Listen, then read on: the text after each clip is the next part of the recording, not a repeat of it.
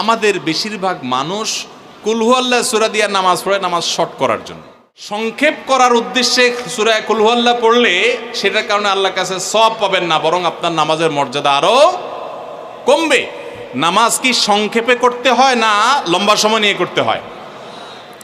আমরা খাওয়াটা খুব ধীরে সুস্থে খাই, ঘুমটা খুব ঠান্ডা মাথায় যায়, কাজকাম খুব ঠান্ডা মাথায় করি, শ্বশুরবাড়ি গেলে খুব আস্তে ধীরে যাই, সব কাজগুলো আমরা ধীরে সুস্থে করা পছন্দ করি।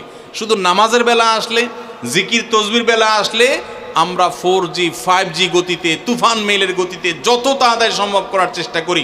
সব জায়গায় গতি ভালো না, মোবাইলের নেট স্পিডের গতি ভালো বুঝলাম, কিন্তু তেলাওয়াত যে যত ধীরে ধীরে করবে, নামাজ যে যত আস্তে আস্তে পড়বে।